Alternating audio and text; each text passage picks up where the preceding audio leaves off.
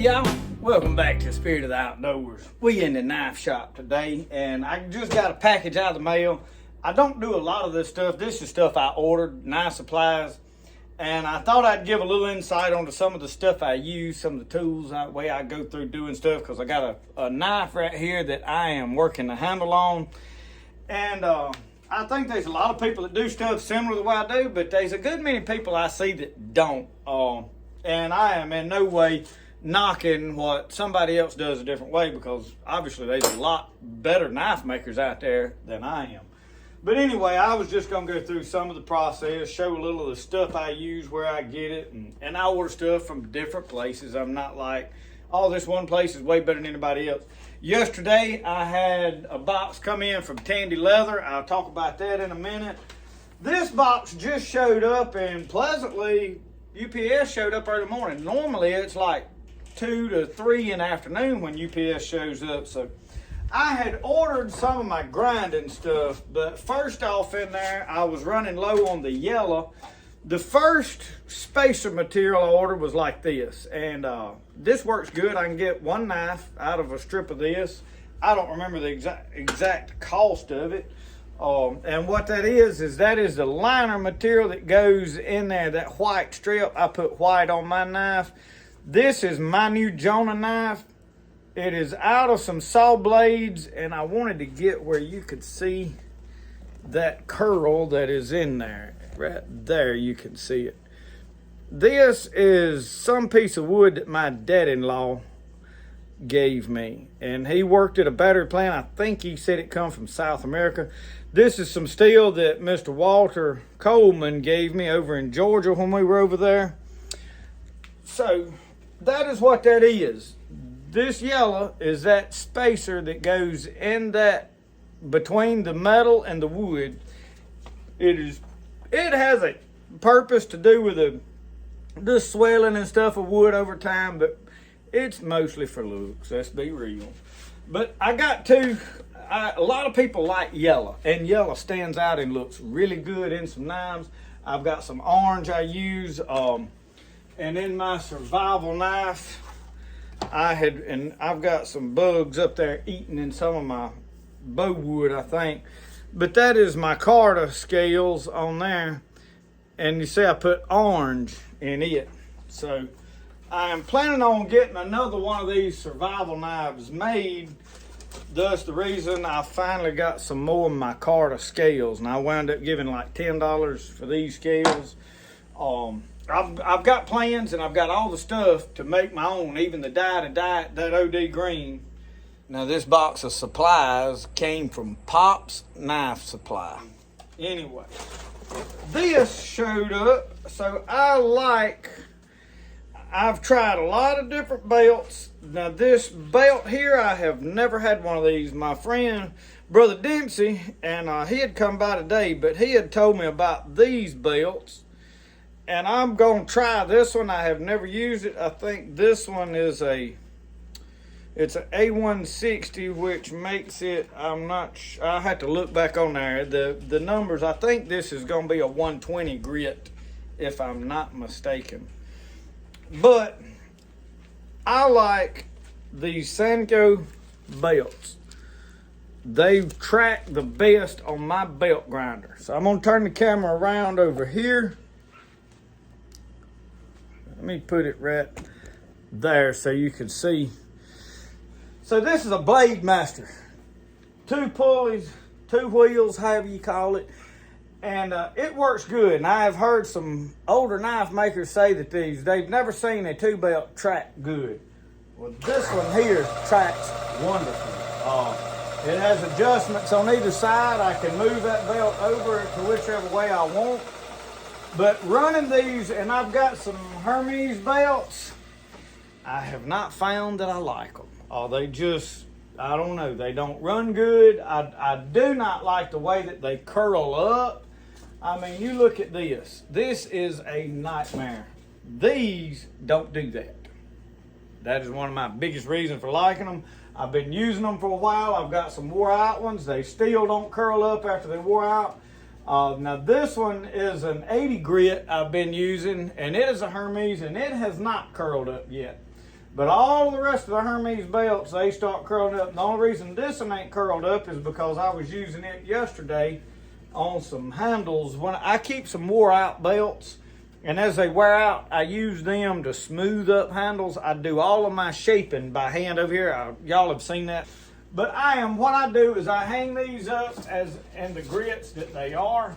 Actually, I'm gonna put this one over here by itself because I need to, so what I ordered, I like 80 grits for taking most of my material off. Like initially grinding down an edge, I want 80 grits. So I'm putting my 80 grits right there. All of this is 240. These right here are all 120 grit. And I've got a good many of them, but I want to keep a good stack. So I ordered 4 of them. I was just going to let y'all see what I was using. In no way am I saying, hey, them's the best belts. Everybody needs to be running them. If you like something else, by all means, use what you like. That's what this is all about. Everybody spit them words out. Everybody prefers something a little bit different. So anyway, that is what I'm doing about my grinding and all that. So the next thing, we talking about stuff coming in. I have got right now some leather being glued and letting it set up. I done this yesterday. Let me undo all of that and get these weights off of everything. These are my workout weights. And then this is keychains I'm making for somebody that did not glue together. I may have to redo that. I don't know why. Yeah, that ain't gonna work. I'm gonna have to redo them too. That's all right. Every now and then you lose a battle. Turn that over and that over and that over. Oh. So I got 2 sheaths I'm gluing together. So what was I fixing to do? Right here. I am down on my leather to this small piece here. And I usually unroll it a little at a time and leave it laying in that window. And you see how it darkens it up a little bit? I kind of do that on purpose, and I wound up with that laying over there on it. So I ordered from Tandy Leather. That is who I have been using since I started doing this.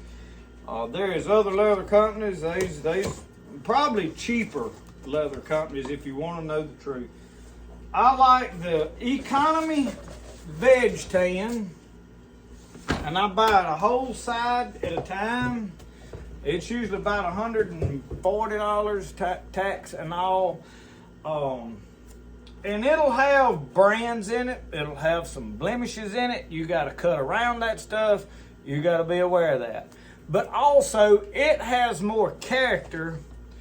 As like when I'm doing my sheath, you see all these lines and stuff that shows up, makes it that good old antique. That is from it being the Economy, not the premium stuff. You see it's got some wrinkles and divots and stuff. It's all character to me. I love that. I don't want it to look like it come from Walmart.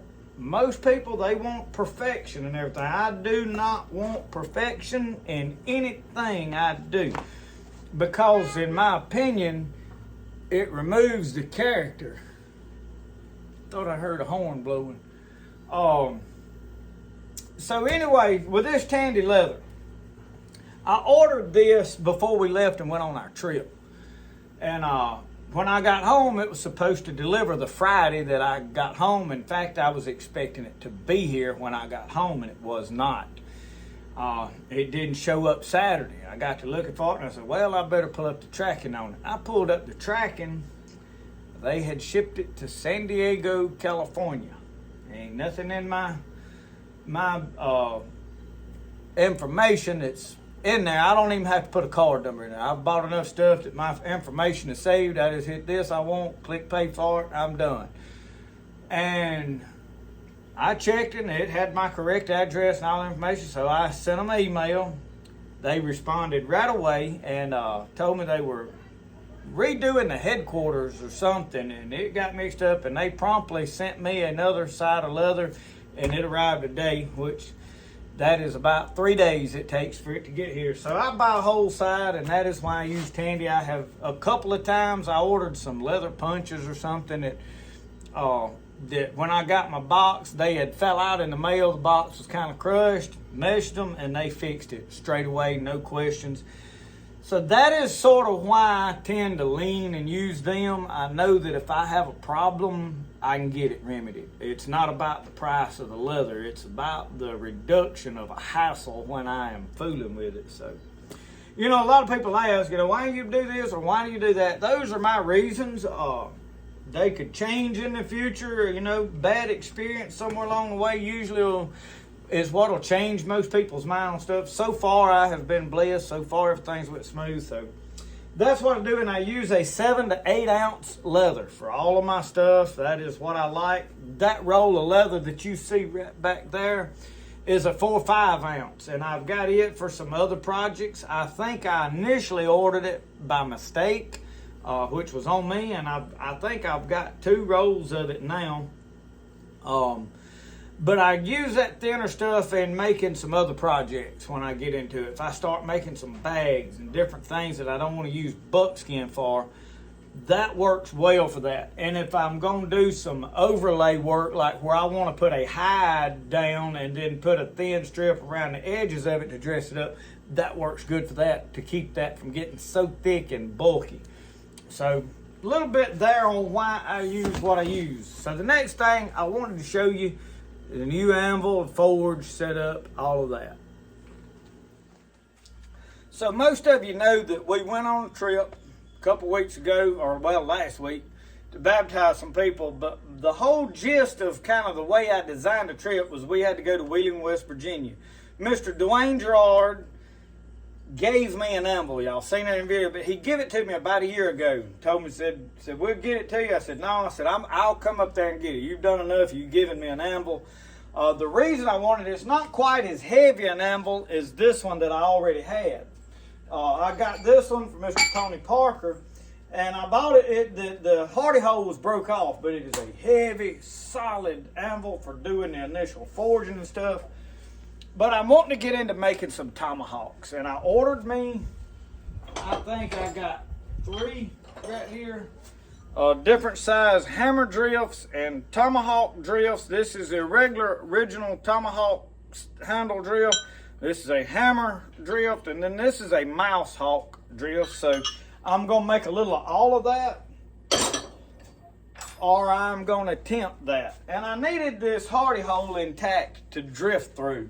And I'm probably going to build me another thing to attach to the side of this post with a round hole out of some steel to finish my drifting and improve it maybe. A lot of people use a swag block. But anyway, I can do a lot of what I want to do with these right here. So that is one of the reasons I wanted this. But this is a good anvil, and I don't know the initial name of it. Is a JK. Raised on there, but it's all in good shape, good solid anvil. My dad had this giant stump over there in his shop, wanting to get it out of there. I said, well, let me take it. I'll take it over here and put it in my shop. So that is where the stump come from. We've already had that stump. It's probably a little high. From what I gather, you want that, the top of all this needs to be a little lower. So eventually, I may take a chainsaw and cut a part of this off. I don't know. I'm going to use it a little and see if it's actually a problem. I know everybody has an opinion on that kind of stuff, and I'm sure there's a lot of people screaming, yeah, that's way too high, you're going to wear you out and all this kind of stuff. But if I adapt and learn to use it that way, and the reason I'm okay with it is that is what I have been using, that height I've been using for a while. So I'm kind of used to it. So that's where I wound up with this. I want to think when you're hammering, you want that about right there where you're initially hitting, which is about a hammerhead too high for the average. But we'll see. We'll see. I just wanted to show y'all a little bit of the new setup, and of course my forge is still right there.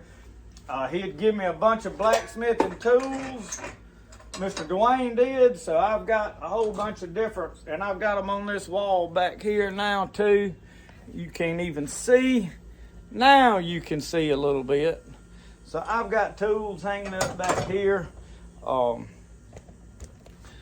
am hoping now I can get into the building the tomahawks and all the stuff I wanted to build. I have held off a little bit because of the heat. Yeah, I know there's a lot of blacksmiths who's working through the heat, and if I had to, I would. But I've been very blessed and very fortunate to have plenty orders through my YouTube, through you guys, through Facebook, of these style of knives. This is the Jonah knife, but I'm selling the Caleb. Also doing the Daniel knife, and then we've got some of the Gideon. And I'm eventually gonna get some of these to where I release these. I don't know when. I've got one cut out over here, but I have got some other stuff I want to build. So I've got a lot of work in this, and I've got a standard for these knives. I want the quality to remain good. I've got to improve my saw in the back. You see that one is not really even a good job. My gut hooks. I've done some gut hooks. I ain't real great at gut hooks, but I don't like a big, long, deep gash in there. The next thing is these ferro rods. I've not mastered making this loop and keeping it the right size. It's usually tight when you first build it, and then next thing you know, look here, that is falling out. So getting all that stuff right has been a challenge. But I've in price and stuff, I'm trying to get prices back down. Right now, this Daniel, well, this one with liners, lanyard, everything, all the bells and whistles, is over $200. The initial knife, just basic knife, like this one, is $180. Well, they were at $150, and then I had to change steels and add a heat treating process, but I am getting that refined back down. I'm wanting to get my prices back down so that once you add liners and a lanyard, you're still under $200. I'm trying to, and it's gonna take, it's on me, it's totally on me, and it's gonna take me getting my heat treating process to where it's not costing me time, that I can just do that and it not add a bunch of time to the knife build. And I think I've got that down to getting it down to a science. And they may be a spurt and we may try it. I don't know. I mean, I feel like the handmade knives are well worth what I'm charging for them. But it's not about how much money can I make. It's about what's the most cost-effective thing I can do to put knives in your hands, because I'm going to be honest with y'all. I'm very proud of my knives, and I think they're very good knives. I stand behind every knife I make. If you got a problem with it, if it's on the steel or if it's on my craftsmanship, I'll fix it. I'll take it back. If you're not even happy with it, I'll buy it back from you. And I'll go far as this. If you find out after you've bought a knife that you don't like me no more, maybe we disagree on some religious beliefs and you get swelled up about that, and you already on a knife and you're like, man, I wish I hadn't bought that, I'll buy it back from you. Because I don't want my knife out there in somebody's hand that don't like me. I'm just going to be straight honest with you about it. And I'm that proud of my knives, I'll buy it back from you. If you just decide you don't like me, I'll buy the knife back. There ain't many people that'll do that. But my reason for that is I got enough of them that I can sell, that I can turn around and put that knife in somebody else's hand for a little bit of a discount price and not lose no sleep over it. This sycamore is what this is. These are beautiful knives. These are all sold, which this one's mine. This one won't never sell. I've got one that I made out of a little bit thicker steel in there. I'm not really happy with the angle of it. I may wind up getting rid of it before it's said and done. So the next thing I didn't mention in this box is I ordered a bunch of lanyard tubes. This brass is what I use the most of. So this is just brass thong hole tubing, and that is what goes in the back. Now this one has got stainless steel in it. I like it too. I've got a good bit of it. I've got some copper. My reason for backing off the copper is I was matching it with copper pins, and I've got some copper pins.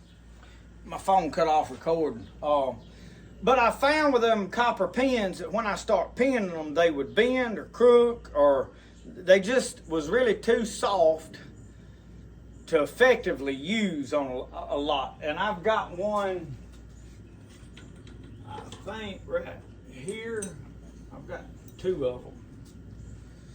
And I've got some that is copper coated but steel, and I quit using them because once you sand the handle, all you can see is the stainless steel, so there wasn't no point in using the copper pins. But you could see the inside of that is copper. They bad to bend and get crooked. They're a lot softer than that brass, and I have used them. I can make them work. You just got to be a lot more tedious with them, and you got to kind of drill a fraction of a little bit bigger hole for these, which when you're assembling a knife, it looks like everything's falling apart. So then you got to cut them a little bit longer and put them on this anvil and tap on them until you swell them out into that wood. But then you run into the risk of, while you're doing that, if it's hardwood, especially Osage, the wood will split, and then you got a problem. So that is the whole deal with all of this. Anyway, we fixing to get back to making knives. I'm not going to make no big, long, drawn-out video doing a whole bunch of talking. I just wanted to share with y'all some of the stuff coming in. And I just got a notification on my phone that my book I ordered Tom Brown's Tracking. I think it has just showed up in the mailbox. So I need to go get that out.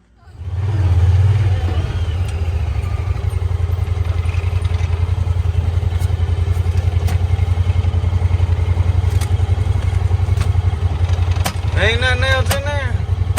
Second mailbox. Oh, I went and checked the mail, and sure enough, she done brought it and set it all on the porch. So this box for a separate video. This eBay order. I think most of y'all already know I'm a sucker for books. I like books. There's a lot of information that is more reliable in books than it is. Well, sir, I thought I got all of it open but a little bit of thread. Anyway, there's a lot more reliable information in books than it is on the internet. I'm all about YouTube videos for most things, but if you want guaranteed good information, look at him. So Tom Brown is he's the one that made these style of knives popular with this drop edge and all the survival stuff. There's some other people that has helped get them into the public's view. First time in print, I don't know exactly what all's in here, but this is the science and the art of tracking. He was a well-renowned, experienced tracker, and I'm looking forward to reading this book. I think it's going to be full of information. Of course, I got about 2 or 3 other books I'm reading right now. Anyway, thank y'all for watching The Spirit of the Outdoors. Remember, the best way to do things is the way you like to do it. We'll see y'all. Y'all have a good one. Come on.